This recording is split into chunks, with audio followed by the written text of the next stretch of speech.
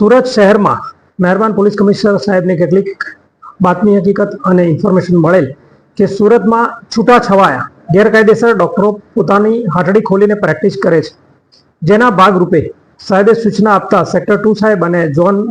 4 શ્રી વિજય ગુર્જર સાહેબના માર્ગદર્શન હેઠળ અમો તથા પાંડેસરા ટીમે બમરોલી રોડ પર તથા વડોદ ગામમાં સર્વે કરેલ, જેમાં કેટલાક તબીબો નકલી હોવાનું તથા પોતે અગાઉ કોઈ પ્રેક્ટિશનર ડોક્ટરને ત્યાં પ્રેક્ટિસ કરી હોય અને પટાવાળા તરીકે કામ કરેલા હોય અને કામ કર્યા બાદ પોતાનું ક્લિનિક ખોલીને બેસી ગયેલાની હકીકત જણાવેલી, જે વેરીફાઈ કરતા એસએમસીની ટીમ સાથે રાખી અને ડોક્ટરોને વેરીફાઈ કરતા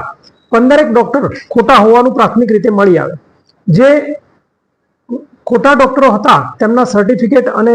દવાખાનાની ઝડપી કરતા કેટલાક ઇન્જેક્શન અને દવાઓ પણ અમને મળી આવેલ, જેમાં 61,000નો મુદ્દામાલ કબજે કરવામાં આવેલ છે તથા 15 જેટલા ડોક્ટરોને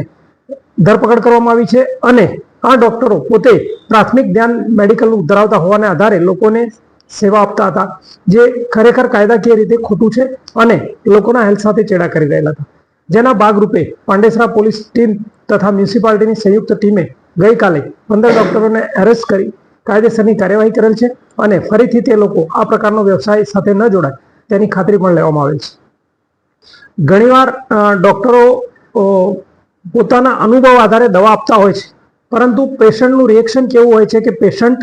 કેવી રીતે સહન કરી શકે છે તેનો અનુભવ તેમની પાસે હોવાતો નથી, જેના કારણે કેટલીક વાર માનવ જિંદગી પણ જોખમમાં મુકાવાની શક્યતા રહેલી છે. અને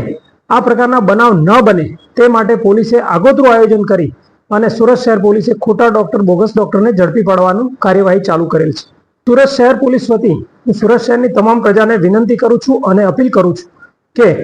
જ્યારે પણ શરીરમાં કોઈ પણ તકલીફ થાય કે મેડિકલ સારવાર લેવાની ઉપલબ્ધની જરૂરિયાત થાય તો યોગ્ય ડોક્ટર પાસે, યોગ્ય મેડિકલ સ્ટોરથી અને મેડિકલ દવા લીધા બાદ પણ યોગ્ય ડોક્ટરને વેરીફાઈ કરાયા બાદ જ દવા લેવી, જેથી